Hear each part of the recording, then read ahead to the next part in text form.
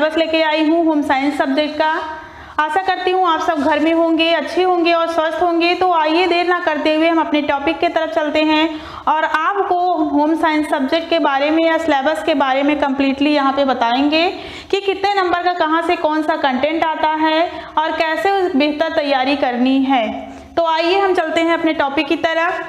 आप लोग को दिख रहा होगा यहाँ पे विषय सूची लिखा गया है और यहाँ जो आपका जो सिलेबस होता है वह 5 खंडों में विभक्त होता है, 5 यूनिट होती है जिसके अंतर्गत कई सारे टॉपिक्स आपको पढ़ने हैं जिसके बारे में हम आपको बताने चल रहे हैं। तो देखिए पहला जो टॉपिक है आपका पहला खंड है खंड का गृह प्रबंध। गृह प्रबंध के अंतर्गत आपको 4 टॉपिक पढ़ने हैं।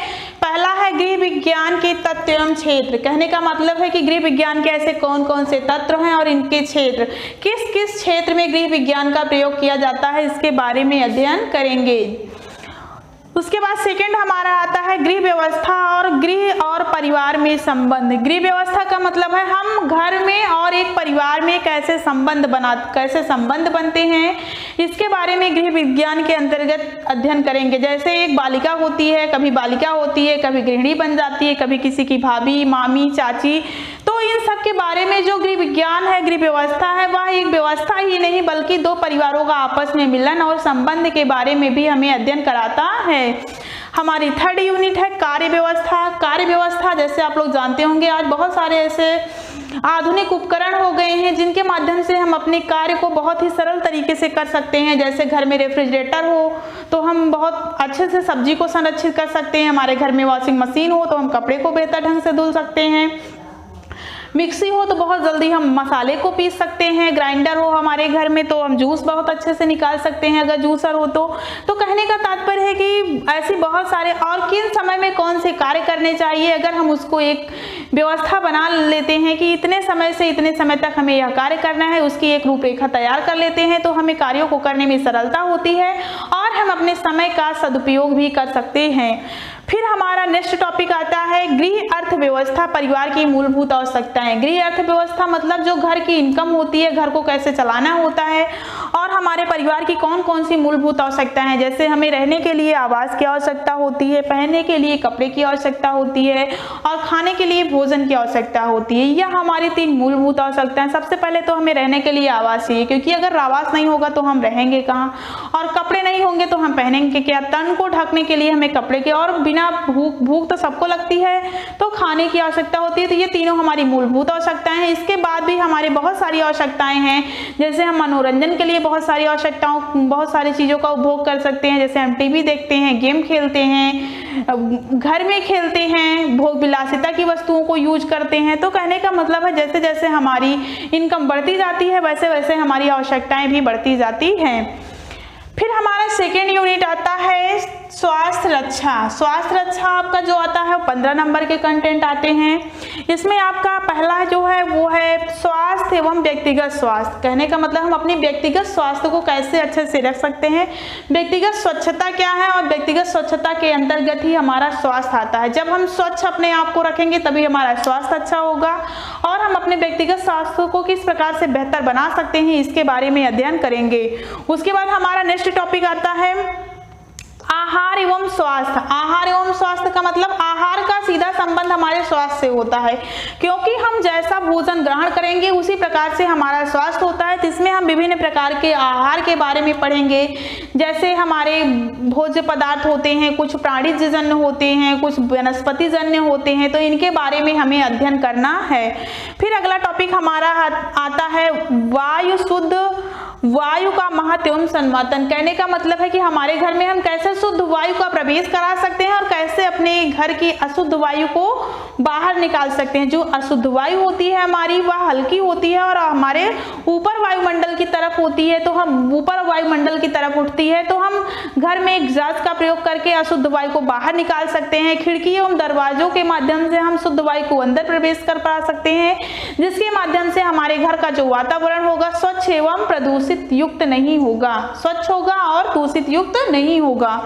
उसके बाद अगला टॉपिक हमारा आता है पर्यावरण प्रदूषण। पर्यावरण प्रदूषण में आप लोग जानते ही होंगे हमारे समाज में विभिन्न प्रकार के पर्यावरण प्रदूषण है। जैसे वायु प्रदूषण होता है, बहुत प्रकार के कारखाने हैं, फैक्ट्रियां हैं, मिल हैं, जिससे वायु प्रदूषण होता है। सेकंड हमारा जल प्रदूषण आता है। जल प्रदूषण जैसे जो नदियां हैं, तालाब हैं, उनमें हम मिट्टी, कचरा आदि चीज़ें को प्रवाहित करते हैं, मृत शरीर को प्रवाहित करते हैं, जिससे हमारा जल दूषित हो जा रहा है। मृदा प्रदूषण है, मिट्टी में हम बहुत सारे जो है उर्वरक खाद का प्रयोग करते हैं, रसायनों का प्रयोग करते हैं, और जो विभिन्न प्रकार की विषैली अवशिष्ट पदार्थ होते हैं कंपनियों से निकलते हैं, तो मिट्टी में जा करके वो सड़ते हैं, या पॉलीथीन वगैरह अगर हम फेंकते हैं तो ये मृदा प्रदूषण बनते हैं। इसी प्रकार से रेडियोधर्मी प्रदूषण होते हैं, जैसे हम बहुत सारे इलेक्ट्रॉनिक्स उपकरण का उपयोग करते हैं तो मृदा रेडियोधर्मी प्रदूषण भी होता है, जैसे बहुत ज़्यादा अल्ट्रासाउंड करवाना, एक्सरे करवाना, यह सब हमारे स्वास्थ्य को प्रभावित करता है।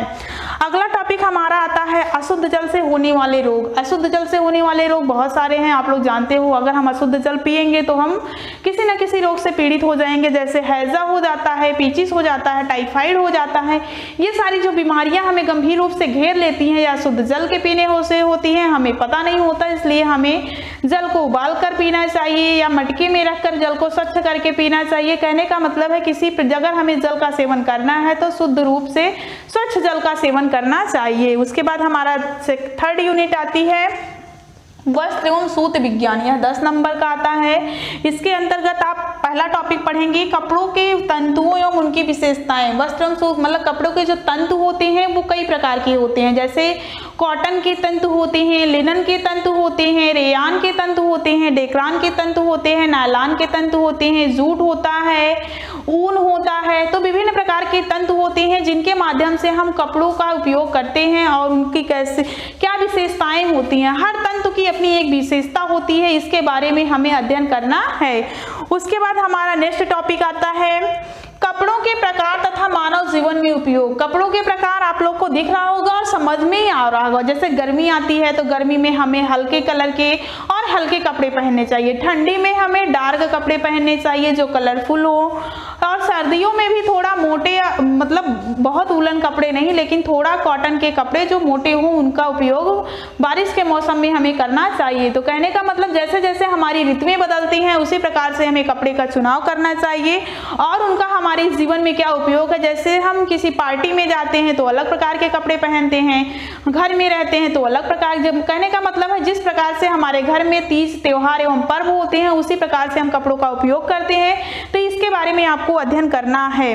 उसके बाद हमारा नेक्स्ट टॉपिक आता है व्यक्तिगत सज्जा एवं उचित वेशभूषा। व्यक्तिगत सज्जा का मतलब होता है कि हर विभाग की अपनी एक व्यक्तिगत वेशभूषा होती है एवं व्यक्तिगत सज्जा होती है। जैसे एक पुलिसमैन होता है उसकी अपनी एक वर्दी अलग होती है, एक डॉक्टर होता है तो डॉक्टर की अपना जो डॉक्टर का यूनिफॉर्म होता है अलग होता है, आप लोग स्टूडेंट हो तो आपका यूनिफॉर्म अलग है, और जो टीचर्स होते हैं टीचर्स भी किसी किसी विद्यालय में उनका यूनिफॉर्म अलग लगा होता है, नहीं तो फॉर्मल यूनिफॉर्म पहन कर आते हैं। तो कहने का मतलब ये एक व्यक्तिगत सज्जा है। कहने का मतलब है अपने आप को अलग दिखाते हैं, वो वेशभूषा पहनकर हम अपने आप को अलग दिखने का प्रयास करते हैं और इससे हमारी पहचान होती है, तो इसके बारे में हमें अध्ययन करना है।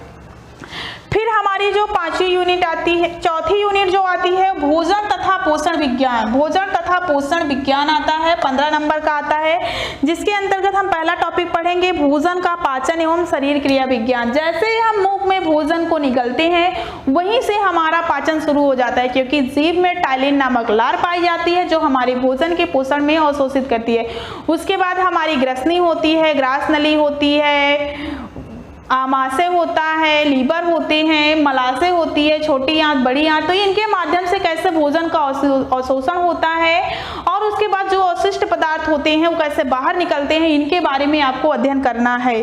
फिर उसके बाद हमारा नेक्स्ट टॉपिक आता है खाद्य पदार्थों का संगठन तथा वर्गीकरण एवं कार्य। जो खाद्य पदार्थ हैं विभिन्न प्रकार के, उनका संगठन, उनका मतलब कैसे संगठित हम करते हैं और उनका क्या उपयोग है, उनके क्या कार्य हैं, किस प्रकार के खाद्य पदार्थों को किस कैटेगराइज मतलब किस वर्गीकरण के अंतर्गत रखा गया है, इसके बारे में हमें अध्ययन करना है। फिर अगला हमारा आता है संतुलित आहार। संतुलित आहार का मतलब है जिसमें सभी प्रकार के विटामिन्स एवं प्रोटीन्स उपलब्ध हो, वह हमारा संतुलित आहार होता है। आहार दो प्रकार का होता है, एक तो हम पेट भरने के लिए भोजन करते हैं, एक होता है ऐसा भोजन हम करते हैं जिसमें सभी प्रकार के पोषक तत्व विद्यमान होते हैं जो हमारे शरीर की वृद्धि में सहायक होते हैं।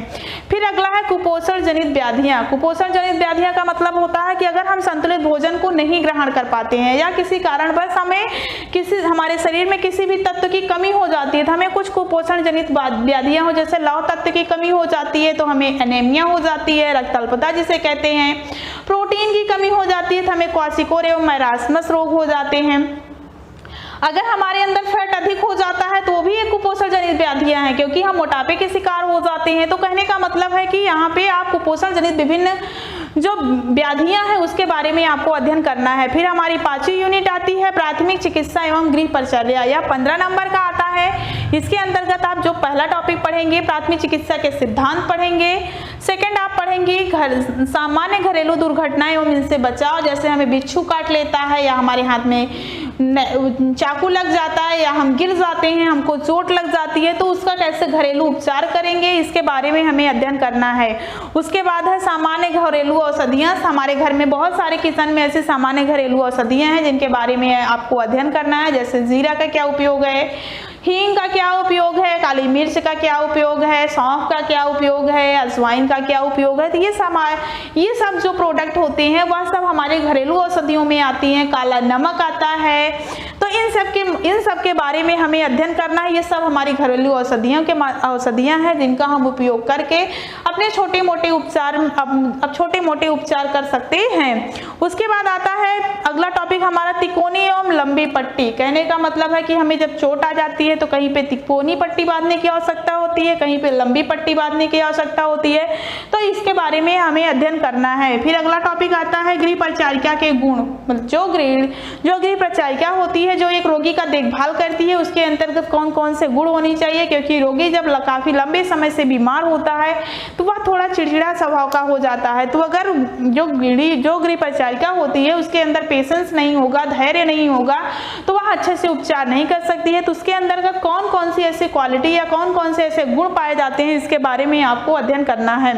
उसके बाद हमारा नेक्स्ट टॉपिक आता है रोगी का कमरा चुनाव, स्वच्छता एवं प्रकाश की व्यवस्था। रोगी के कमरे का जो हम चयन करते हैं हमें इस प्रकार से करना चाहिए कि उसमें जो है बाहर की शुद्ध वायु अच्छी तरीके से अंदर प्रवेश कर सके और जो अंदर की वायु है वो अच्छे तरीके से बाहर निकल सके, संवातन हो सके। कहने का मतलब है अंदर वायु का आना और बाहर वायु का प्रवेश होना, इसी को संवातन कहते हैं। तो कमरे का चुनाव हमें इस प्रकार करना चाहिए जो थोड़ा खुला हो, एकांत हो, शांत हो। उसके कैसे हम ऐसा कमरा ऐसे कमरे का चुनाव करना चाहिए और उसकी स्वच्छता किस प्रकार से हमें सफाई करनी है, जैसे हमें फिनाइल से पोछा लगाना चाहिए, उसके कपड़ों को भी संक्रमित करना चाहिए, उसके बर्तन को भी संक्रमित करना चाहिए। इसके बारे में हम अध्ययन करेंगे। फिर हमारा अगला टॉपिक आता है रोगी का बिस्तर लगाना तथा चादर बदलना। रोगी का बिस्तर हमें बदलना चाहिए, कभी कभी हमें दैनिक बदलना पड़ता है, कभी कभी साप्ताहिक रोगी का बिस्तर चेंज करना पड़ता है, तो इसके बारे में आपको अध्ययन करना है। रोगी के बिस्तर भी कई प्रकार के होते हैं, मोमजामे का क्या प्रयोग होता है, इसके बारे में आपको अध्ययन करना है। इस प्रकार से हमारे टोटल 70 नंबर के जो कंटेंट आते हैं वह आपका लिखित होता है, जिसमें आपका फर्स्ट यूनिट आपने देखा अभी कि 15 नंबर का आता है, जो गृह प्रबंध फर्स्ट यूनिट है 15 नंबर का आता है, स्वास्थ्य रक्षा आपका 15 नंबर का आता है, वस्त्र एवं सूत विज्ञान 10 नंबर का आता है, भोजन तथा पोषण 15 नंबर का आता है, प्राथमिक चिकित्सा एवं गृह परिचर्या 15 नंबर का आता है। इस प्रकार से आपके 70 नंबर होते हैं। प्रायोगिक एवं आंतरिक मूल्यांकन जो आपका होता है वह 30 नंबर का होता है। इसमें आपको 3 प्रैक्टिकल कराए जाते हैं और इससे आपको यह आपका इंटरनल मार्क्स होता है जो आपको विद्यालय से मिलता है। तो मैं आशा करती हूँ कि हमारा बताया हुआ सिलेबस आज आपको समझ में आया होगा। अगर आपको समझ में आया है तो हमारे चैनल को लाइक करें, शेयर करें और सब्सक्राइब करें। अपने घर में आप स्वस्थ रहें, खुश रहें, मुस्कुराते रहें। जय हिंद, जय भारत।